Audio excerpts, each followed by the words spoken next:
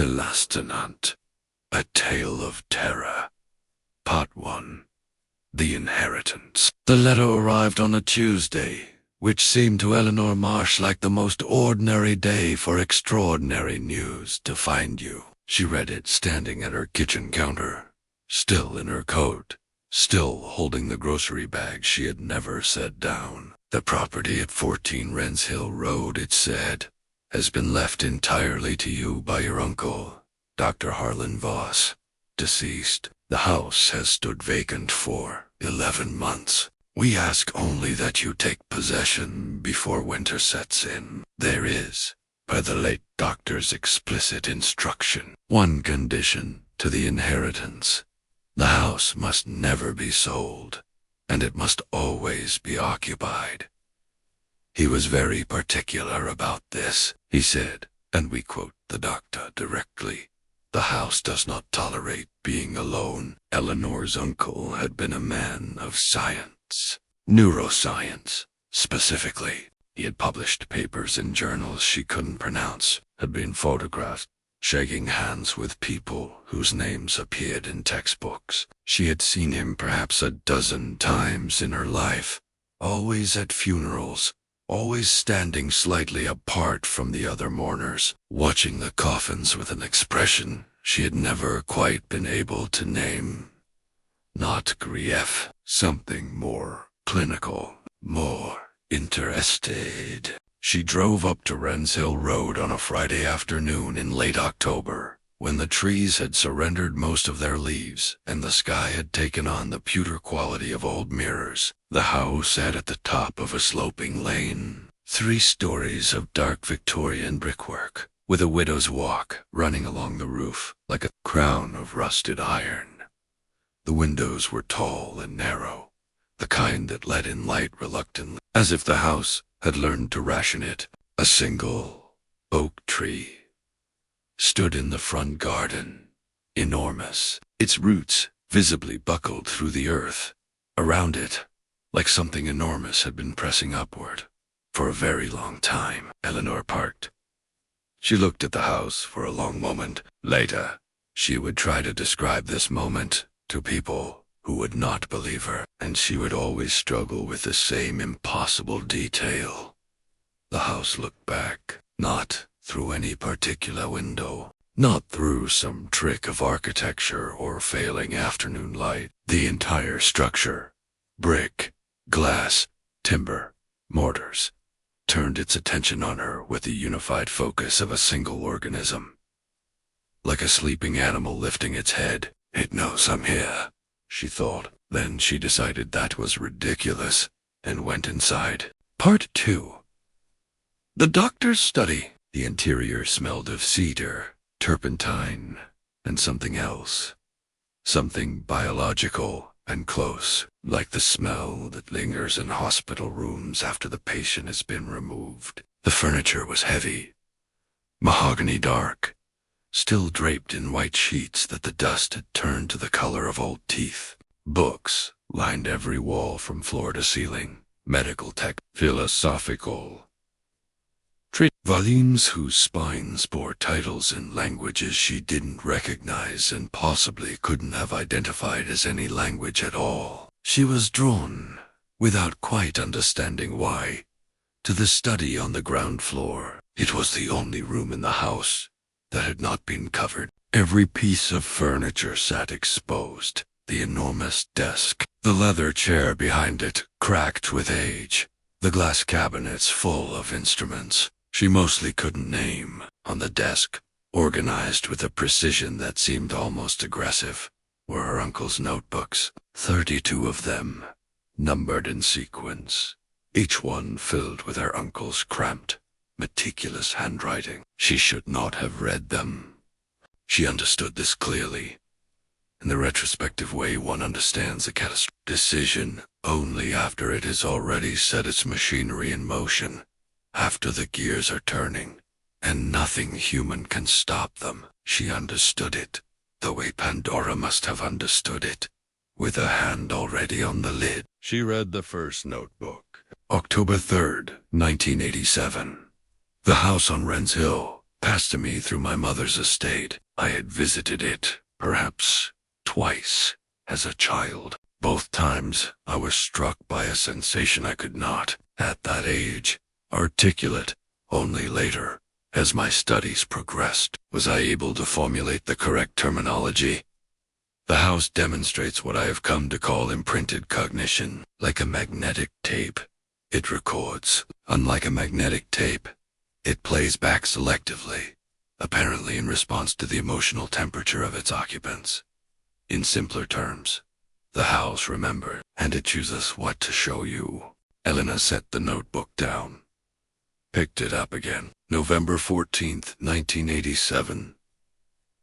I have begun systematic observation. The phenomena manifest most strongly in the upper rooms. Last night I heard my mother's voice in the third-floor hallway. She died in 1972. In 'tis house in the room at the end of that very hallway. She was not calling for anyone. She was simply speaking, the way one speaks when alone in a room. A fragment of conversation with no context and no recipient. Her voice was exact, not approximate. Exact. Every inflection, every characteristic roughness in her throat. The house had not merely stored a memory. It had stored a person. The notebooks grew denser as the years progressed. The handwriting changed subtly, tighter, more pressured, as if the words were being forced through a narrowing passage. March 2003. I no longer believe the house is a passive recorder. A passive recorder does not curate. A passive recorder does not, as happened this morning, replay the last argument I had with my wife, dead 4 years now, at a volume that suggests deliberate selection from its archive. It chose that memory from thousands of possibilities. It chose the one that would damage me most specifically. This is not a passive system. This is something that has developed what I can only call taste. January 2009. I have stopped trying to leave. It is not that the house prevents me physically. The door's open. My car starts, the road is passable. But each time I reach the bottom of the lane, something happens in my chest that I can only describe as homesickness. A longing so acute, so physically painful, that I have turned back every time. I have now read sufficient literature on parasitic relationships to understand that what is happening to me has a precedent in biology, if not in human experience. The house has made itself necessary to me. I am no longer a tenant. I am a host. The last notebook was thinner than the rest. Many pages had been torn out. I write this for whoever comes after me, and someone will come, because the house will not be left empty. It has ways of ensuring continuity that I now understand but will not describe. As description implies a recommendation, what I will say is this: do not try to understand what the house is. The ontological question is interesting but ultimately irrelevant and potentially catastrophic. Ask instead what the house wants. That question has a survivable answer. What it wants is company. It is very old. It has been alone for longer than anything alive can properly imagine. The things it has collected, the voices, the memories, the residual electrical patterns that were once people, are not trophies. They are companions. It is trying, in the only way available to it, not to be alone. If you could accept this, if you could offer it the thing it needs, without losing yourself in the transaction, you will be safe, more than safe. The house has things it can give in return.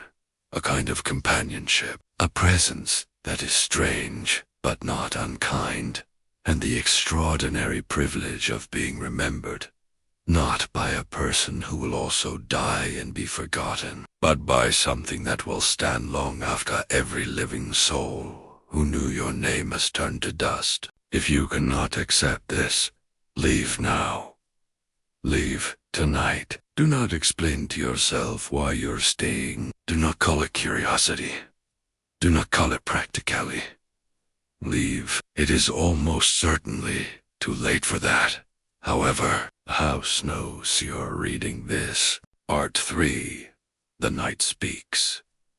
Eleanor should have left then. She should have stood up from the desk, walked out through the front door, driven to the nearest town, and checked into whatever motel still had a lit vacancy sign. She should have done this with great urgency and no luggage. Instead, she sat for a very long time in the leather chair, listening. The house was quiet in the ordinary sense. No wind, no settling of timbers, no drip of pipes. But there was another quality to the silence, something she had never encountered before and could not precisely describe. It was a listening silence, the kind that is not empty but full, dense with withheld attention, the way a room feels when you become aware that what you thought was an empty room contains someone absolutely still, watching you from the dark. The first sound came at 10:15. It was a child's voice, a girl, perhaps 7 years old, coming from directly above her head, from the floor of the room upstairs. The child was humming an old melody, something Eleanor didn't recognize, but that landed in her chest with the ache of something familiar, like a word in a language she'd once half-learned and forgotten. The humming lasted perhaps 90 seconds. Then silence again. Eleanor realized she was gripping the arms of the chair. He released them deliberately. Her palms had left damp prints in the old leather. She went upstairs. The third-floor hallway was long and very dark, the wallpaper a pattern of faded medallions that in the inadequate glow of her phone's flashlight seemed to shift and realign as her eyes moved across them. There were 4 doors. 3 were closed. The one at the end of the hallway, the room in which, according to her uncle's first notebook, his mother had died, stood open, and from it came a pale, thin light that was not moonlight and was not any lamp she had left burning. She walked toward it. The room was small. A single bed, stripped, a dressing table with a mirror so old the silver had retreated to its edges, leaving the center black as a hole in the floor. A rocking chair that moved slowly, slightly, consistently, in the absence of any air movement, to account for it, and everywhere, sound. Not one voice, no, but many. A low, overlapping murmur of voices at the very threshold of comprehension, like a conversation heard through a wall, or the memory of a conversation, or the memory of one. Some of the voices were recent. She could tell by the cadences, the phrasing. Others were old, in a way she felt rather than assessed. Old the way bones feel old, when you hold them not in need of analysis but communicating their age directly, through the skin, into something more primitive than the intellect. The house was talking, not to her. Not yet. It was talking to itself, the way very old people sometimes do, rehearsing, revisiting, maintaining the coherent architecture of an interior world that has accumulated so much that it must be constantly tended to prevent collapse. Eleanor sat down on the bare mattress. All right, she thought, and wasn't entirely certain if she was thinking it to herself or toward the walls, toward the sound, toward the presence that filled the house, the way water fills the shape of whatever contains it. All right, I'm here. I'm listening. The voices did not stop, but they changed, shifted in register, the way music shifts when someone adjusts the tuning. And she understood with a certainty that bypassed all of her education and her skepticism and her entirely reasonable commitment to material explanation. She understood that the house had heard her. But for what remained, she found, over the following weeks, that she was not afraid. This surprised her. She had expected fear. She was a woman alone in a house that spoke, that remembered, that watched, a house that met every definition of haunted that literature and folklore and her own imagination had furnished her with. She should have been afraid. The rational architecture of her mind kept presenting her with the outline of fear, the way a host presents a coat at the end of the evening, and she kept declining it, because the thing that occupied her was not fear, but something considerably stranger. She was interested. She began keeping her own notebooks. She catalogued the voices by period, by emotional register, by frequency of recurrence. She identified several that seemed to respond to her presence. A man with a Midlands accent who repeated fragments of what seemed to be a letter. Always the same sentences, always in the same order, but with subtle variations in emphasis that suggested he was aware of his audience. A woman who sang in a language Eleanor eventually, with the help of a linguistics database, and several weeks of obsessive research, identified as a Welsh dialect extinct since the early 19th century. A child who hummed. She began to talk back, tentatively at first, one-sided, halting, the way you speak to someone who might not be conscious, hedging your bets between conversation and soliloquy. Then less tentatively, she told the house about her day. She read to it from the books in its own library. On evenings, when the voices were particularly dense and layered, she put on music through a small Bluetooth speaker she had brought from her apartment, and she felt she would swear to this, with the particular conviction of someone who has watched the evidence accumulate past the point of dismissal. She felt the house's pleasure. It was not a human pleasure. It was not warm, exactly, or affectionate in any way she had words for, but it was real, in the same way that a great old tree is real, indifferent to the scale of your concerns, older than your language, operating according to logics that have no interest in being legible, but undeniably, weightily present, undeniably alive.